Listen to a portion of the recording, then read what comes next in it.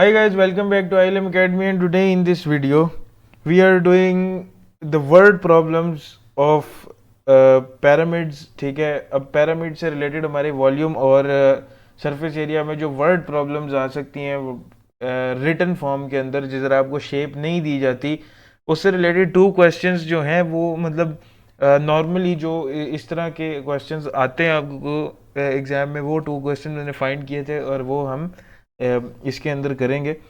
First question देख लो, वो कहता है कि the volume of square pyramid. ठीक है, स्क्वायर पैरामिड का मतलब ये होता है कि जो पैरामिड है ना, उसकी जो बेस है ना वो स्क्वायर है। ठीक है, जो नीचे वाला हिस्सा है पैरामिड का वो स्क्वायर है। ठीक है, with the height of 12 metre, height अब उसकी 12 मीटर है, एंड इज 100 मीटर क्यूब। ठीक है, अब वॉल्यूम उसकी 100 मीटर क्यूब है। ठीक है, find the length of its square base. ठीक है, अब हमने स्क्वायर बेस की लेंथ फाइंड करनी है। ठीक है, अच्छा सबसे पहले तो हमें, अगर तो हमने इसकी लेंथ फाइंड करनी है स्क्वायर बेस की, तो हमें स्क्वायर का एरिया चाहिए होगा। स्क्वायर का एरिया निकालने के लिए देखो, अगर हम वॉल्यूम का फार्मूला लगाएं, ठीक है, तो वॉल्यूम में हमारे पास वॉल्यूम इसने दी हुई, क्या वॉल्यूम इन्होंने दी हुई 100। ठीक है, 100 हमने इधर इक्वल की साइड पे लिख दिया, 100 इज इक्वल्स टू, अब वॉल्यूम का फार्मूला क्या है, 1/3 into base area. Base area की जगह मैं एज इट इज बी ए लिख दूंगा, और इंटू हाइट उन्होंने हमें दी हुई है जो कि 12 है। ठीक है, अब आप इधर जो है वो क्रॉस मल्टीप्लिकेशन कर लो। ठीक है, तो आप इसको जब आप मैं कैलकुलेटर के अंदर करता हूँ, ठीक है, फर्स्ट ऑफ ऑल ये आपके पास 12/3 हो गया, 100 इज इक्वल्स टू 12, क्योंकि ये 12 इस 1 से मल्टीप्लाई हो गया ना, तो इसको 12/3 हो गया इंटू बी ए। ठीक है, अब ये 3 जाके उधर 100 से मल्टीप्लाई हो जाएगा। ठीक है, तो इसको आप मल्टीप्लाई कर दो, ये आपके पास 300 हो गया, is equals to 12 into b a. ठीक है, अब आप इस 300 को, इधर 12 मल्टीप्लाई हो रहा है, डिवाइडेड बाय 12 कर दो, is equals to base area. ठीक है, अब मैं इधर कैलकुलेटर पे कर लेता हूँ, 300 डिवाइडेड बाय 12 हमारे पास 25 आ रहा है। ठीक है, तो ये जो है, अब बेस एरिया हमारे पास 25 आ गया। ठीक है, ये आएगा 25 मीटर स्क्वायर के अंदर। ठीक है, अच्छा अब बेस एरिया का मतलब ये होता है कि जो उसने हमें बोला ना कि rectangle is a square base. अब बेस एरिया वो चीज़ होती है कि जो आपका मतलब कि अगर ये आपका पिरामिड है ना, जैसे कि वो उसने हमें पिरामिड बताया हुआ था, अगर मैं आपको बना के दिखाऊं तो कुछ इस टाइप का आपका पिरामिड बनेगा, ये जो स्क्वायर बेस का होता है ना। ठीक है, टेढ़ा मैं इसलिए कह रहा था कि विजिबिलिटी का मसला ना हो। ठीक है, तो ये एक पॉइंट पे जाके ये मैच करते ना, जैसे ये लाइन इस पॉइंट पे आ गई, ये इस पे, और पिछली वाली भी इस पे, और इस तरह करके ये पिरामिड बन जाता है। तो बेसिकली इसमें आप ये नीचे ये स्क्वायर एरिया देख रहे हो ना, ये वाला।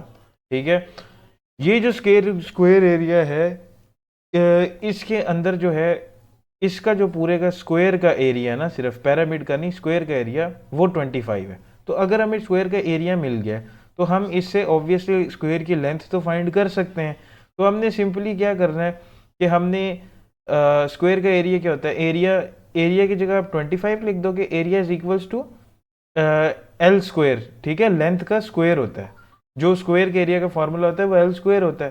तो अब हमने खाली एल निकालना है, तो उसके लिए हम क्या करेंगे कि 25 का हम यहाँ पे अंडर रूट ले लेंगे, इधर ये एल स्क्वायर का ख़त्म हो जाएगा स्क्वायर, और 25 का जब आप अंडर रूट लेंगे तो ये हमारे पास 5 आ जाएगा। ठीक है, इज इक्वल्स टू एल। इसका मतलब ये कि स्क्वायर बेस की जो लेंथ है वो हमारे पास 5 आई है। ठीक है, इसी तरह अगले क्वेश्चन के ऊपर चले जाते हैं। ठीक है, अच्छा जी, इसके अंदर वो कहता है कि the glass paper weight is in the shape of solid pyramid. अब ग्लास का पेपर वेट है ये भी सॉलिड पिरामिड। अब solid pyramid with a square base, अब है ये भी स्क्वायर बेस का पिरामिड। अब इसकी जो लेंथ है वो 6 सेंटीमीटर है और हाइट है 7 centimetre. Given that the density of गिलास इज, ये आगे का सीन है। ये अभी क्वेश्चन को सिर्फ आपने इतना पढ़ना है, क्योंकि आपको सबसे पहले इसका वॉल्यूम निकालना है। ठीक है, तो वॉल्यूम निकालने के लिए हम क्या करेंगे, पेपर वेट का हमें वॉल्यूम निकालना है, सबसे पहले हमें बेस एरिया फाइंड करना पड़ेगा। बेस एरिया में उसने हमें लेंथ क्या दी हुई है, स्क्वायर की 6 दी हुई है। तो बेस एरिया का फॉर्मूला क्या होता है, एल स्क्वायर। तो इसका मतलब हमने 6 का स्क्वायर ले लेना है और बेस एरिया हमारे पास जो है वो 36 आ जाएगा। ठीक है, ये आ गया हमारे पास बेस एरिया। ठीक है, इधर मैं लिख देता हूँ साइड पे ताकि आपको पता लगता जाए कि मैं 36 किधर किधर और किस लिए यूज़ कर रहा हूँ। ठीक है, लो जी, बेस एरिया हो गया। अब हमने वॉल्यूम का फार्मूला लगाना है 1/3 इंटू बेस एरिया जो कि हमारे पास 36 है, इंटू हाइट जो कि उसने हमें 7 सेंटीमीटर दी हुई है। ठीक है, अब इधर आप 36 और 7 को मल्टीप्लाई करके 3 से डिवाइड कर लें। 36 मल्टीप्लाई बाई 7 आपके पास 252 आ जाएगा। डिवाइडेड बाई 3 करोगे तो आपके पास 84 जो है वो आपके पास आ जाएगा। इधर ये अब हमने ये देखना सेंटीमीटर्स में, मीटर्स में, ये सेंटीमीटर में, तो हम इसके आगे सेंटीमीटर क्यूब लगा देंगे। ठीक है, ये हो गया। वॉल्यूम हमने फाइंड कर ली।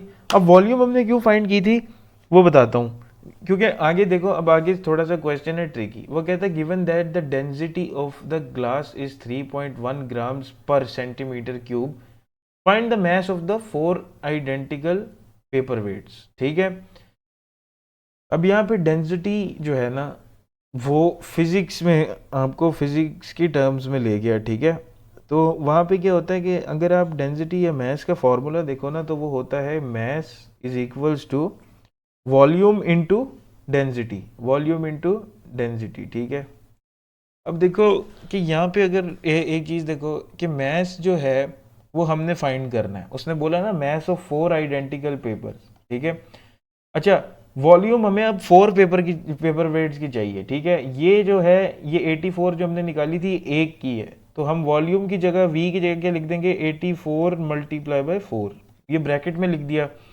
अच्छा, आगे मल्टीप्लाई बाय जो डेंसिटी है, डेंसिटी उसने दी हुई है 3.1 की, वही आपने 3.1 नीचे लिख देना है। ठीक है, अब 84 मल्टीप्लाई बाय 4 आपके पास 336 आ गया। ठीक है, मल्टीप्लाई बाय आपके पास आ गया 3.1, इसी को आप मल्टीप्लाई कर दो 3.1 से तो ये आपके पास 1041.6 ग्राम्स आ रहा है, 1041.6 ग्राम्स। ठीक है, ग्राम्स ही आपने लिखना है इसको।